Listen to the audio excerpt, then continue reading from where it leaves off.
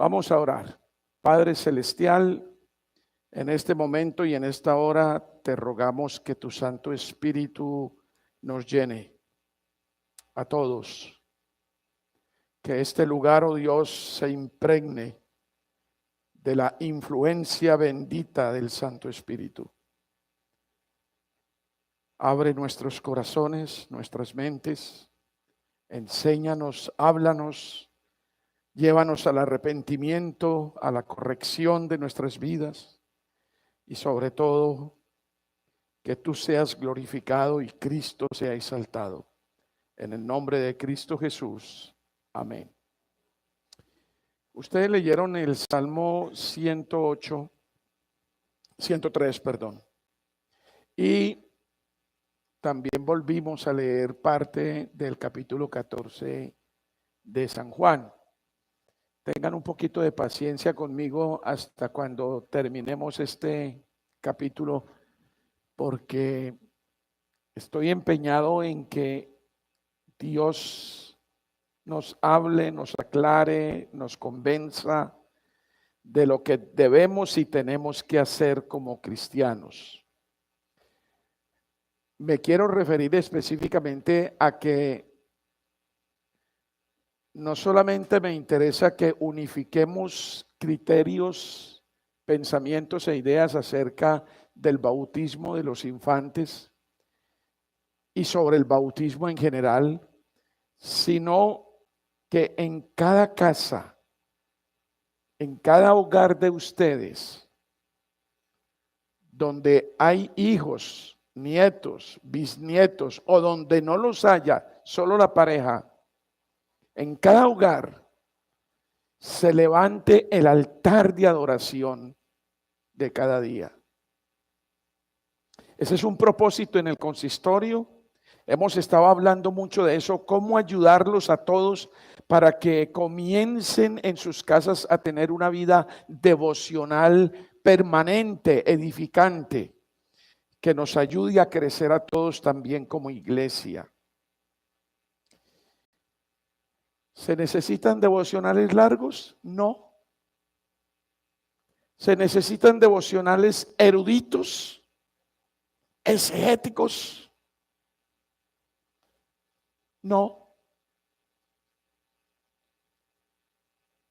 Basta con un corazón dispuesto y amoroso para recibir la palabra del Señor y para amarlo en sus dichos, en sus enseñanzas, en sus instrucciones.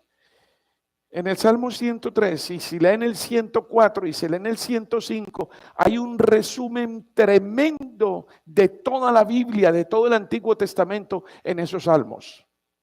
Si los memorizáramos, si los aprendiéramos, si nos familiarizáramos con ellos, tendríamos casi toda la Biblia en nuestra mente. Este 103 es casi neotestamentario.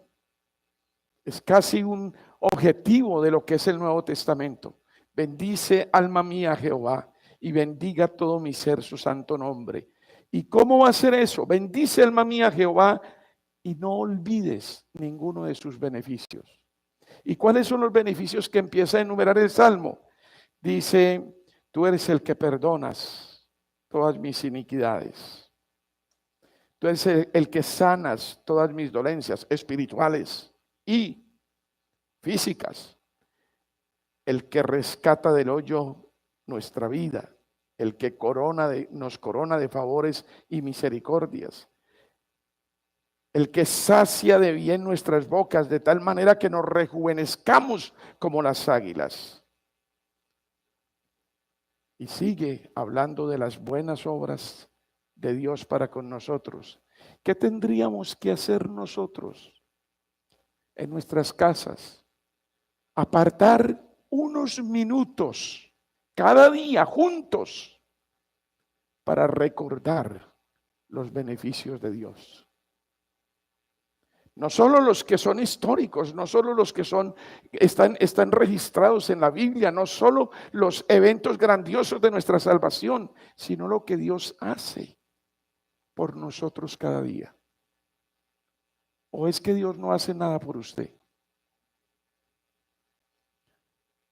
Cuando usted se levanta por la mañana, usted no tiene ni idea de todo lo que lo rodeó mientras usted dormía. Es necesario, hermanos, que cultivemos una vida de piedad en nuestros hogares y de paso enseñarle a nuestros hijos cómo debemos alabarlo. De paso, entregar nuestros matrimonios al Señor. Estar siempre dependiendo de Él, porque sin Cristo no hay matrimonio que glorifique a Dios ni que fructifique. Se pueden aguantar toda la vida, pero una cosa es amarse y otra cosa es aguantarse. Y solo esto se puede lograr si estamos unidos al Señor. Y cuando hay hogares, cuando hay familias, cuando hay matrimonios que crecen, que aman al Señor, que se dedican a Él, hay iglesias poderosas.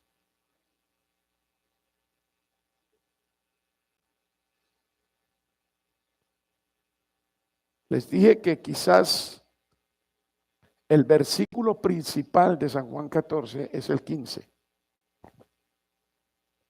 A mi modo de ver, San Juan 14, 15. Si ustedes me aman, ¿qué hacen? Guardan mis mandamientos. Yo quisiera tener como otro estilo de predicación que no fuera a veces como con una postura muy crítica, muy señaladora, muy, no sé, como drástica, no sé. Porque soy predicador de la gracia y soy creyente en la gracia. Y hay gracia sobreabundante en Cristo. Pero esto es lo que está diciéndome el Señor en su palabra. Leonel, si me amas, guarde mis mandamientos. Ahora, nosotros sabemos que no somos capaces de guardar los mandamientos. No los guardamos. Si no fallamos en uno, fallamos en el otro. Por ejemplo, dice, no matarás. Pero el Señor en el Nuevo Testamento nos dice, ustedes escucharon eso de los antiguos, no matarás, pero yo os digo que el que se enoje con su hermano, ya lo mató. Ahora les pregunto, en una forma práctica, ¿cuántas veces se enoja usted con su esposo? ¿Cuántas veces lo ha insultado? Ha usado palabras duras. Es decir, ¿cuántas veces lo ha matado? Y viceversa. La Biblia nos dice a nosotros los esposos, no seáis ásperos con vuestras esposas. Y yo le pregunto aquí a los caballeros, ¿son ásperos o no? ¿Somos ásperos? Pastor Leonel tiene que admitir que sí. Y cada vez que soy áspero con Bélgica, me toca decirle al Señor, Señor, otra vez caí.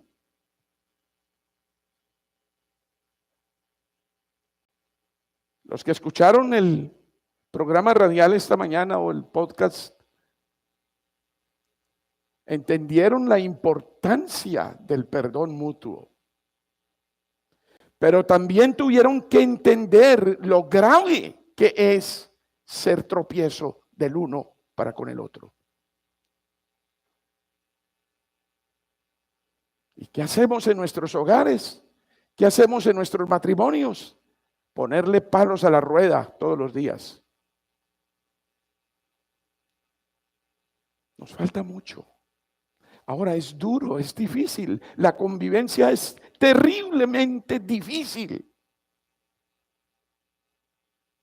Pero Dios nos quiere amándonos los unos a los otros. Y si usted en su casa, en su hogar, no aprende a amar, el resultado es obvio, aprende a odiar. Y cuando los cónyuges son especialistas en odiar y en el rencor y en la recriminación, tienen hijos que crecen odiando, con rencor, con resentimiento y con raíces de amargura.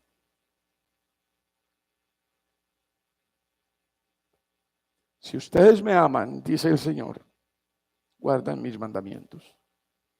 ¿Cómo vamos a catalizar la relación matrimonial? ¿Cómo la vamos a adornar? ¿Cómo la vamos a perfeccionar? Cumpliendo los mandamientos. Porque es la única manera real de amar a Dios y de amar al prójimo. Los niños deben aprender desde muy pequeños a honrar a padre y madre. ¿Y cuál es la mayor honra para un padre o para una madre? La obediencia y el sometimiento. Y un hijo que aprende a ser sometido y obediente será obediente y sometido a Dios. Porque si no se somete y no respeta a los padres que ve y con los cuales convive y de los cuales recibe muchos beneficios, no podrá amar al Dios que no ve.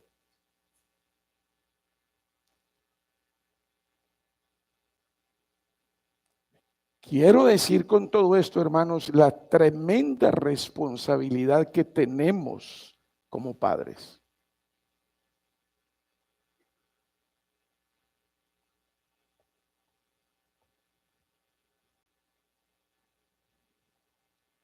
Y quiero que tomemos esto de ser padres y de tener generación, de tener descendientes, como una cosa muy grave, muy grave. Estuvimos nosotros en Deuteronomio 6, ¿no? ¿Se acuerdan? El domingo pasado. Porque esto de cumplir los mandamientos no es una confesión de boca, es un hecho, es una acción, es algo que tiene que ser real, no solamente teórico. Estuvimos en Deuteronomio y ahí está el gran mandamiento. ¿Y el gran mandamiento cuál es? Oye Israel, Jehová nuestro Dios, Jehová uno es. Y dice, y amarás a Jehová tu Dios de todo tu corazón y de toda tu alma y con todas tus fuerzas. Y el Señor, para decirnos cómo teníamos que relacionarnos con Él en una correcta comunión amorosa o en amor, nos dio los 10 mandamientos. Nos dio su Biblia. A este libro se lo llama la ley, pero también lo redujo a 2. Amarlo a Él y amar al prójimo. En esos 2 mandamientos se resume toda la ley. Y eso comenzó a enseñárselo el Señor al pueblo de Israel hace muchos años, desde la antigüedad. Y también les dice en el mismo texto de Deuteronomio 6, en el versículo 6, les dice, y estas palabras que yo te mando hoy, oigan el término, que yo te mando hoy. No está diciendo que yo te sugiero. No está diciendo que yo te aconsejo por si lo quieres tomar. Dice que yo te mando hoy. Estarán sobre tu corazón. Y el contexto, les decía el domingo pasado, el contexto en el versículo 7 de Deuteronomio 6, dice, y las repetirás a tus hijos y hablarás de ellas estando en tu casa y andando por el camino y al acostarte y cuando te levantes. Entonces esto eleva la importancia de mi condición de padre y eleva la condición y la importancia de los hijos. Le da mucha importancia a la teología del pacto. Y recuerdan que estuvimos hablando en 1 Corintios 7, cuando el Señor dice que cuando hay un matrimonio mixto, que uno es creyente y el otro no es creyente, dice el no creyente es santificado en el creyente. Y dice la palabra, y es santificado con un objeto preciso, concreto, muy puntual. ¿Cuál es ese objeto? Que sus hijos no sean inmundos. Que sus hijos sean santos. Hermanos, estoy volviendo sobre esto porque no sé por qué no consideramos seriamente lo que Dios legisla sobre la generación, sobre la descendencia, sobre los hijos. No sé por qué no lo tomamos en serio.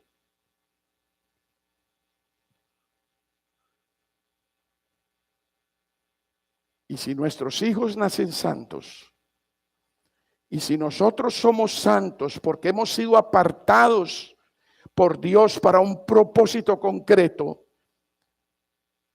¿por qué no le ponemos atención a eso? Hay que comenzar a cultivar la relación matrimonial, hay que comenzar a cultivar la relación de familia, hay que volver a lo que es el diseño de Dios para los seres humanos. Nosotros nos hemos inventado un diseño matrimonial a nuestro antojo y solo nos hemos llevado, nos hemos conducido a nosotros mismos al desastre. Todo lo que padece la sociedad hoy en día no es culpa de Petro, no es culpa de Duque, no es culpa de Uribe, no es culpa del presidente de los Estados Unidos, ni de Putin, ni de nada. Es culpa de que hemos dado la espalda a los principios de Dios. Ese es nuestro problema. Ese es nuestro problema. Queremos una iglesia avivada, queremos una iglesia que dé testimonio, una iglesia que alumbre, una iglesia que influya en nuestra podrida sociedad. Tenemos que empezar en las casas. Tenemos que empezar en el hogar. No hay otra forma. Ese ha sido el diseño de Dios desde el principio. A mí me impresiona mucho que Dios siempre habló con el ser humano. Cuando lo creó, después de bendecirlo, inmediatamente le habló. Hubo comunicación con el ser humano. No hubo comunicación con las vacas, ni con los grandes monstruos, ni con ningún otro ser, con el hombre. ¿Y qué fue lo que le dijo?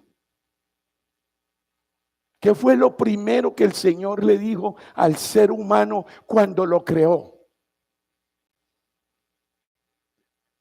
Señoread la tierra, sojuzgadla, creced y multiplicaos, llenadla. La forma como Dios va a llenar su reino es a través de nuestros hijos. Él no estaba hablando de demografía en el universo. Él no estaba hablando de nacimientos o supernacimientos en la tierra. Él estaba hablando de llenar su reino. Y lo hace a través de nosotros, de un hombre y una mujer. Por eso que las nuevas filosofías, la identidad de género y todas las depravaciones que hoy estamos viviendo son una bofetada al rostro del Señor. Y nosotros tranquilos, siguiendo el rumbo en la vida porque hay que seguir. Por Dios. ¿Qué es lo que nos debe mover? ¿Qué es lo que nos debe mover, por Dios, para que esto sea diferente? Vayan a 1 Corintios, capítulo 6.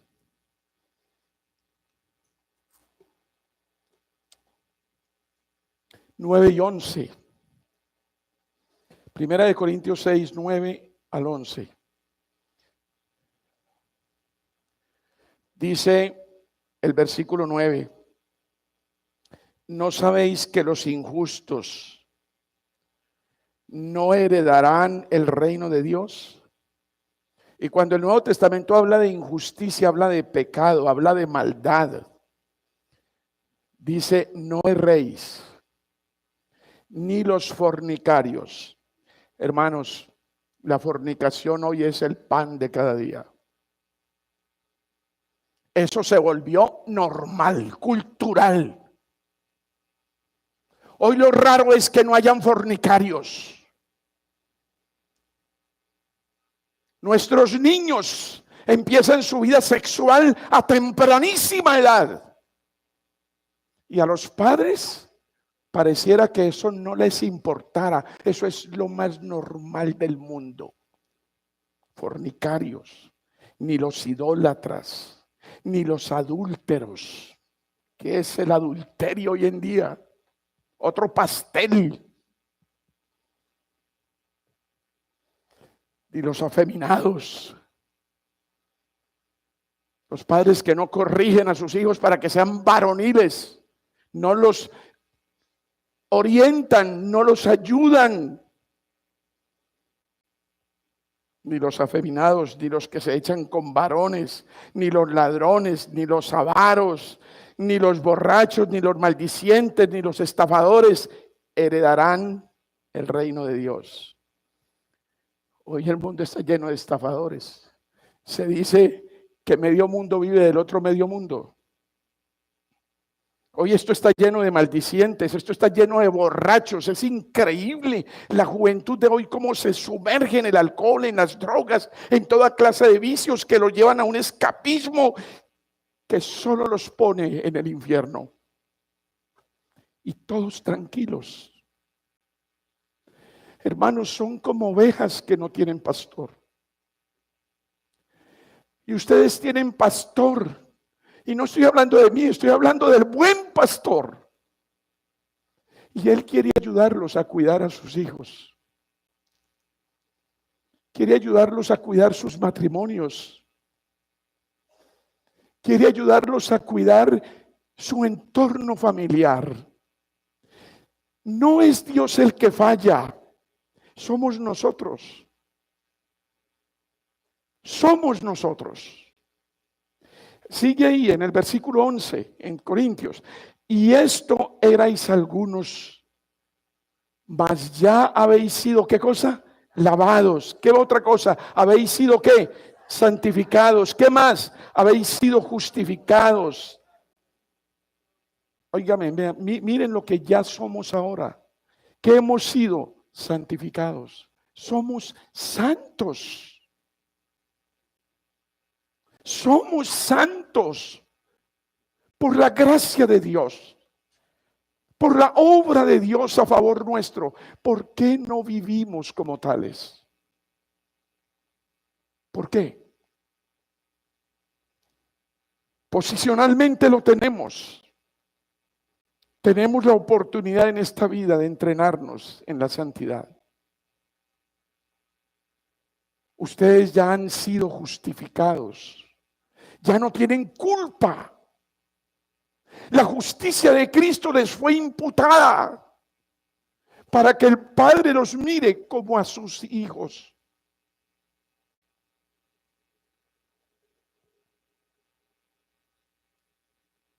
Y todo esto en el nombre del Señor Jesús y por el Espíritu de nuestro Dios.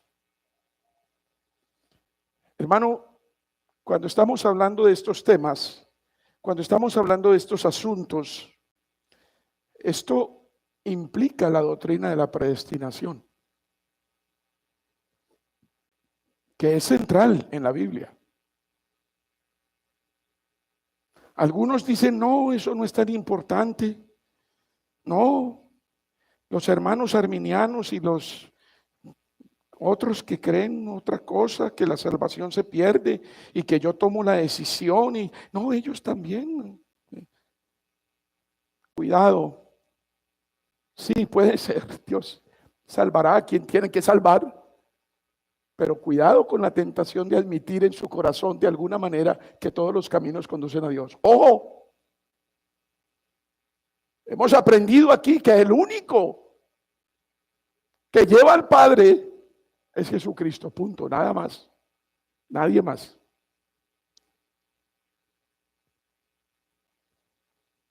Entonces este asunto toca la doctrina de la predestinación. Miren lo que dice Romanos 8:30.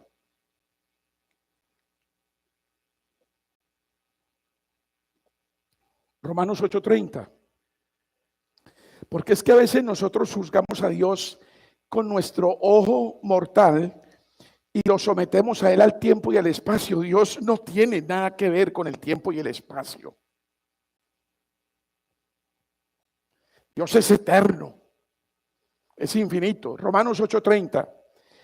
Y a los que predestinó, a estos también llamó, y a los que llamó, a estos también, y a los que justificó, a estos también.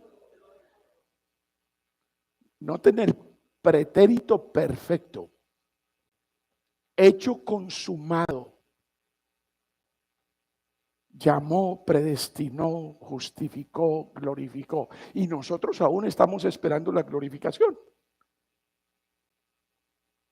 Pero para Dios está hecho. Cuando usted tiene el bebecito, cuando nazca Jeremías, yo creo que ni Valentina ni Nicolás tienen dudas, pero cuando tenemos un bebecito en las manos, yo tengo mis dos bisnietas, ya cumplieron 1 año. Esas muchachas nos tienen trastornados. ¿Cómo las miramos? ¿Cómo miramos a los bebés? ¿Qué decimos de ellos? Ah, no, quién sabe, a lo mejor sí, de pronto no. Esperemos que tengan 12, 14, 15, 16, 18 años y entonces vamos a ver qué deciden. Hermanos, y quede ese versículo que dice, no es del que quiere ni del que corre, sino de Dios que tiene misericordia. Él tendrá misericordia del que tenga misericordia. ¿Cómo hacemos? Cuando yo evangelizo a adultos, ¿cómo hago para saber si él es predestinado o no? De todas maneras, tengo que evangelizarlo. Tengo que darle las buenas noticias. El resto está en las manos de Dios. Ah, pero con los hijos hay que esperar que crezcan y que decidan. Que ellos elijan lo que quieren. Dígame, ¿qué diferencia hay entre eso y la oración regeneracional de los arminianos? ¿Quién dijo que yo decidía por Dios? Es Dios el que decide, no yo.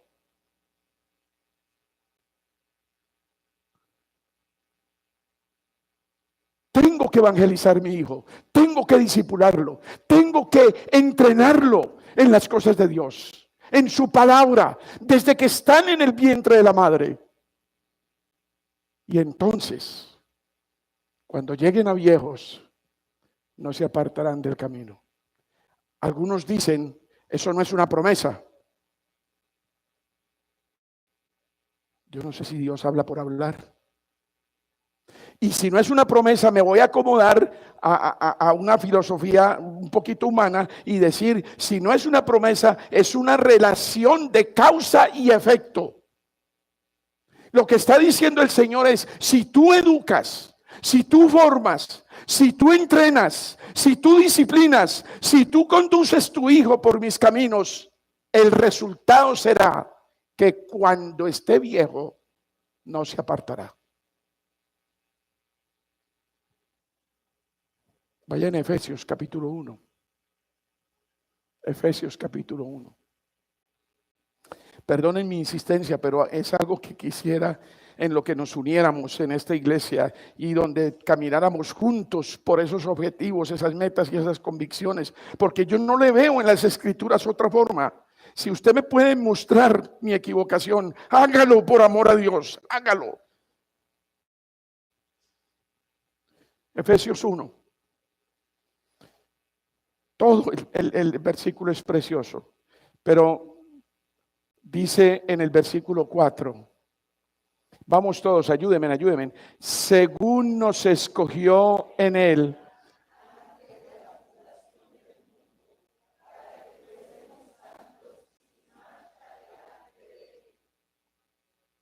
Ahora yo les pregunto, ¿qué fue lo efectivo en mí y en usted El hecho de que usted haya sido escogido desde antes de la fundación del mundo, o que un día usted cayó en la cuenta, mi Dios, mi Cristo, mi Salvador. ¿Cuál de los dos juega? Lo uno es consecuencia del otro, ¿sí o no? Según nos escogió en Cristo antes de la fundación del mundo. Mis queridos hermanos, ustedes que están aquí, si son creyentes, ustedes fueron escogidos antes de que el mundo existiera, en la eternidad.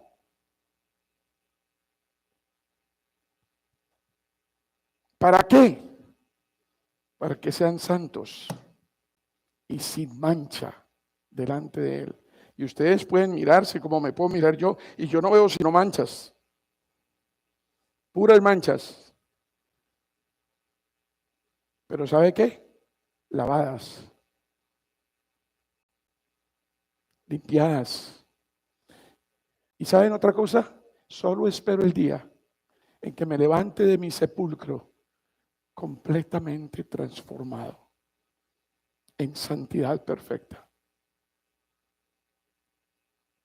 Pero esta es la esperanza que nos purifica, porque un día podremos ver a nuestro Salvador cara a cara, tal como Él es.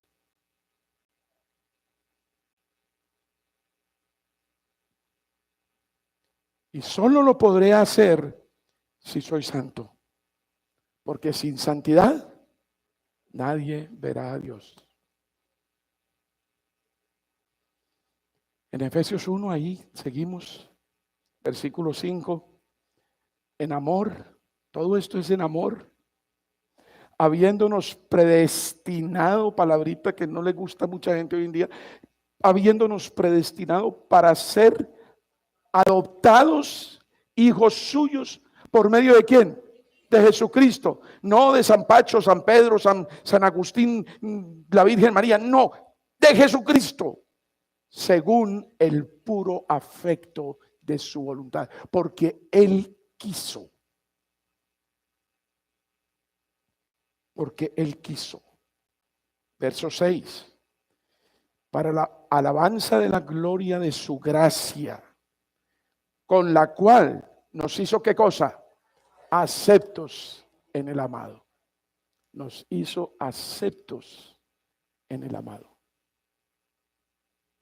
Nos aceptó. Nos aceptó. Hermano, usted está aceptado por el Padre. Gracias a Cristo. Verso 7. En quien tenemos redención por su sangre, el perdón de pecados según las riquezas de su gracia. Y sigue ese precioso, pero quiero que saltemos al versículo 11. En Él, o sea, en Cristo, ¿no es cierto? Asimismo tuvimos herencia, habiendo sido, ¿qué cosa? Predestinados conforme al propósito del que hace todas las cosas según el designio de su voluntad, según su soberanía. Hermanos, y yo les quiero preguntar una cosa, ¿usted cómo sabe que su hijo no es predestinado? ¿Usted cómo puede asegurar eso? Tampoco puede asegurar que es predestinado. Pero no puede asegurar ni lo uno ni lo otro. Con todas las personas que nosotros nos encontramos en la calle, quién es predestinado y quién no es predestinado. Pero a todos necesitamos evangelizar. A todos. Dios sabe dónde están sus peces. A nosotros nos toca lanzar la carnada. Porque somos pescadores ¿de qué? De hombres. ¿Y sabe cuál es el primer lago que Dios le dio para que pesque? Su casa. Su hogar, su familia, sus hijos. No podemos pensar de otra manera, no podemos pensar que, esto es posiblemente está en manos de la decisión de mi hijo cuando tenga su edad para decidir. Yo no sé por qué Dios estableció la familia con padres. Y a los padres les dio responsabilidades para cuidar, para guiar, para instruir. Y no sea a los hijos, porque les dio instrucciones para respetar y acatar la enseñanza y autoridad de sus padres.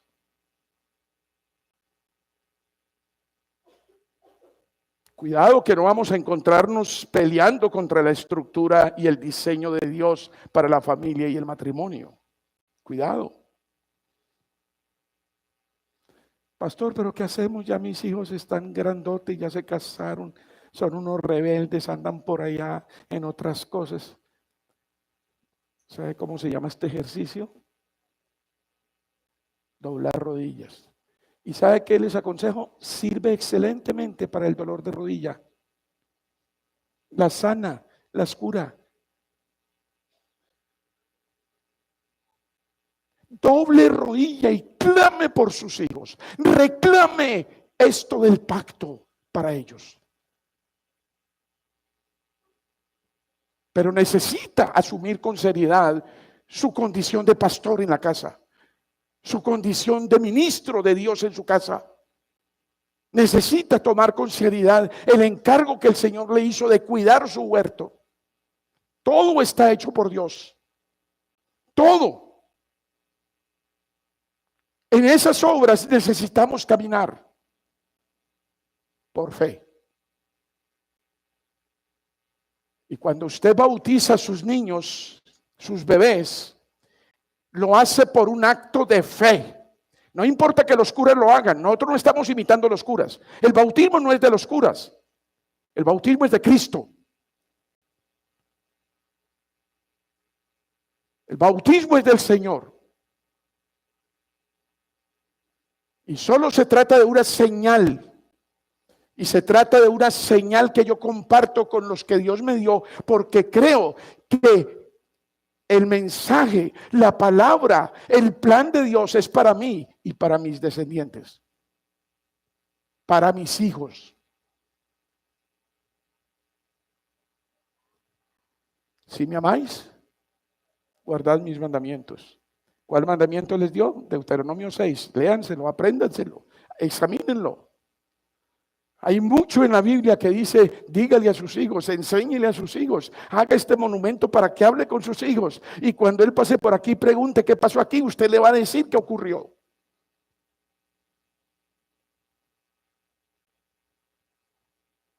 Yo le doy gracias a Dios que estamos esperando bebés aquí en esta iglesia. Y yo no sé si ustedes se toman en serio cuando bautizo un niño, lo paseo entre ustedes y les digo, este es su hijo. A mí, Ángela acaba de decirme, hace un ratico me dice, le van a hacer otro nieto. Aleluya, que vengan más. Pero yo no sé si los tomamos en serio, si son nuestros. No sé. Y no sé si los padres dirán, este hijo es del pueblo, es de la comunidad, es del cuerpo de Dios, es de la familia del Señor. Porque qué lucha para entender que somos familia. Yo no puedo entender por qué no podemos comprender, empezando por mí mismo, porque yo no puedo entender que Marina es mi familia, que Tatiana es mi familia, que John es mi familia. Porque a veces nos tratamos como raros, ¿no? Nos vemos aquí los domingos y se acabó, chao, hasta luego. Y cada uno por allá en sus problemas, en sus angustias, en sus cosas. Y somos unos individuos perfectos, pero no somos un colectivo. ¿Sabe por qué? Porque algo está fallando en nuestros matrimonios, algo está fallando en nuestras casas, algo está fallando en nuestras familias. No tenemos ni idea de lo que es ser familia.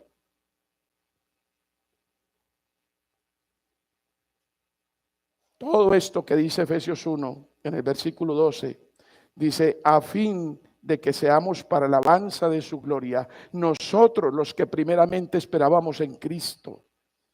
En él también vosotros, oigan bien, habiendo oído la palabra de verdad, el evangelio de nuestra salvación, y habiendo creído en él, fuisteis sellados con el Espíritu Santo de la promesa. Entonces algunos van a decir, pastor, ¿se da cuenta? Ellos tienen que oír, ellos tienen que recibir el mensaje. Y ustedes no se han dado cuenta que el Señor nos dijo que depende del abono de la tierra para que la semilla fructifique. ¿No le dijo el Señor que hay corazones que son como caminos pavimentados? ¿No le dijo el Señor que hay corazones que son como piedras y rocas y peñascos? ¿No le dijo el Señor que hay unos corazones que son llenos de abrojos y de hierba y de maleza? ¿Y no le dijo el Señor que hay unos corazones que son tierra abonada, lista? ¿Dónde cree que es el mejor lugar para abonar esa tierra y para listarla, para ponerle el arado, para desmenuzar los terrones, para quitar los guijarros? ¿Dónde cree que se hace eso? En la casa, en el hogar. Hermanos, dice la palabra de Dios.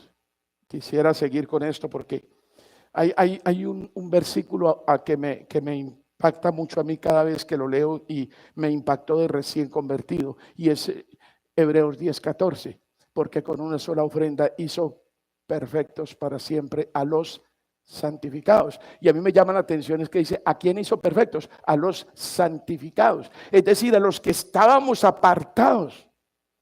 No a todo el mundo, a los que estábamos apartados. Y si a mí, 1 Corintios 7 me dice que mis hijos nacieron santos, me está gritando al oído y me dice, tus hijos nacieron apartados. Entonces el objeto y el efecto del sacrificio de Cristo los puede alcanzar, ¿sí o no? Bien.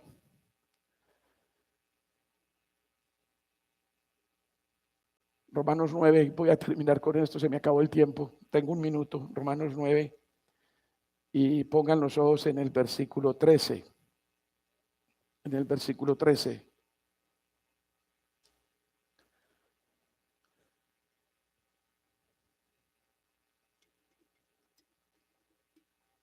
Como está escrito, a Jacob amé, mas a Esaú aborrecí. Duro, ¿no? Dios es soberano.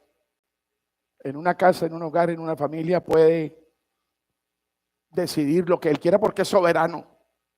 Pero eso no lo sabemos nosotros. Nunca lo sabremos. Y habría que estudiar otra vez. Yo me acuerdo en un retiro que hicimos por allá en la finca de Eduardo Zárate, con padres de familia, y hablamos de lo que pasó en Berseba con Isaac y Rebeca y su familia. Bien, ¿qué pues diremos? Dice el 14, ¿que hay injusticia en Dios? En ninguna manera. Versículo 15, pues a Moisés dice, tendré misericordia del que yo tenga misericordia y me compadeceré del que yo me compadezca. Dios es soberano. 16, así que no depende del que quiere ni del que corre, sino de Dios que tiene misericordia. Versículo 17, porque la escritura dice a Faraón, para esto mismo te he levantado, para mostrar en ti mi poder y para que mi nombre sea anunciado por toda la tierra. De manera, el 18, de manera que de quien quiere tiene misericordia, y al que quiere endurecer, endurece. Punto. Obra soberana de Dios. Aquí no hay nada que hacer.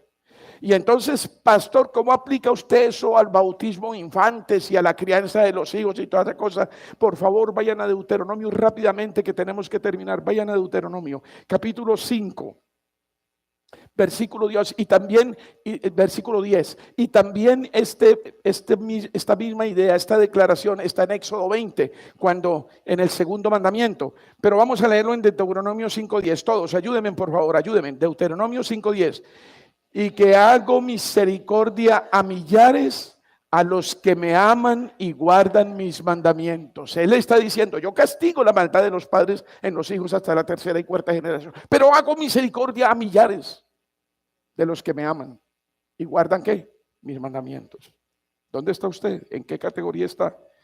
El asunto, mis queridos hermanos, en gran manera se reduce a lo siguiente. Por ahí están en Deuteronomio, ¿no? Vayan al 6, capítulo 6. Deuteronomio 6:6. 6:6. Todos, ayúdenme.